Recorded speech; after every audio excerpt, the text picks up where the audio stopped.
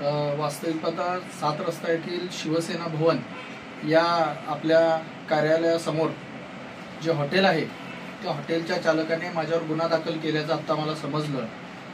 खरं तर काल रात्री तशी कुठलीही घटना जे ते सांगतायत की आम्ही त्यांना शिवीगाळ केली, मारहाण केली, अशी कुठलीही घटना काल रोजी घडलेली नाही। आणि त्यांची FIR कॉपी मी आता बघितली तर त्याच्यामध्ये घटना 9:15ची सांगतायत आणि गुन्हा दाखल झालेला आहे 1:30 वाजता रात्री। यामुळे कुठेतरी हे बदनाम करण्याचं षडयंत्र या ठिकाणी चालू आहे। याच्या मागचं खरं कारण असं आहे की ज्यांचं हे हॉटेल आहे ते काँग्रेसचे पदाधिकारी आहेत आणि काँग्रेसच्या इथल्या शहरमध्येचे आमदार यांनी काही दिवसाखाली आमच्या विकास कामांवरती बोर्ड लावले। याबद्दल संपूर्ण शहरामध्ये मी त्यांचा पर्दाफाश केला होता। कारण विकास कामं हे शहर मध्ये शिवसेना एकनाथभाई शिंदे मुख्यमंत्री यांच्या हातनं होत असताना, यांच्या मार्गदर्शनाखाली होत असताना कुठेतरी लोकसभा लढवणाऱ्या आमदार हे त्याचं श्रेय घेतात, अशा पद्धतीचे मी त्याबद्दल माझी माहिती दिली होती। त्याचाच रोष मनात धरून या काँग्रेसच्या पदाधिकाऱ्याने असा खोटा गुन्हा दाखल माझ्यावरती त्याच्या कर्मचाऱ्यांकडून केलेला आहे। खरं तर कार्यालयाच्या समोरील जे काय त्यांचं हॉटेल आहे हे पूर्णतः अतिक्रमणामध्ये आहे आणि गेल्या 15-20 दिवसाखाली महानगरपालिकेकडून त्यांच्यावर अतिक्रमणाची कारवाई सुद्धा झालेली आहे।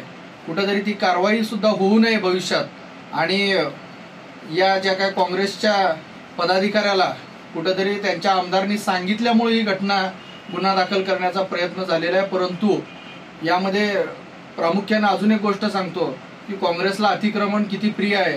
काँग्रेस भवनाच्या बाहेर देखील परवाच 15-20 दिवसाखाली नवीन अतिक्रमण करून अशाच पद्धतीचं हॉटेल त्यांनी थाटलेलं आहे।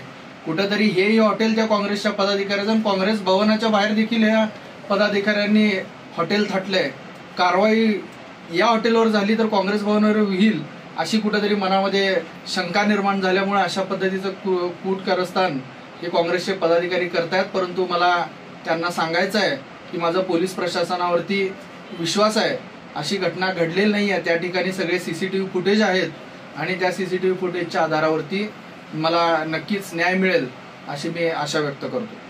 काय घडलं होतं त्या दिवशी, एकंदरीत त्यांनी जे सांगितल्याप्रमाणे घडलं होतं किंवा नंतर काय झालं होतं? खरं तर काल रात्री अशी कुठलीही घटना त्या ठिकाणी घडलेली नाही आहे।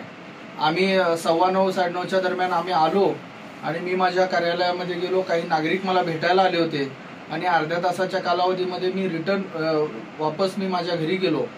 या सगळ्या काळामध्ये कुठेही वाद झालेला नाही आहे। CCTV 12 CCTV त्या एरियामध्ये आहेत। CCTV मध्ये कुठेही दिसत नाही।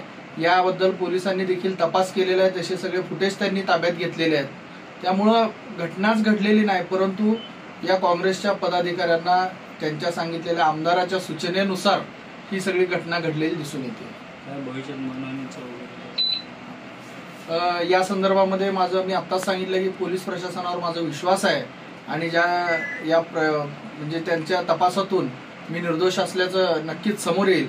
त्यानंतर मात्र हे जे कोणी केलेत त्यांच्यावरती नक्कीच मानहानीचा दावा दाखल करेल।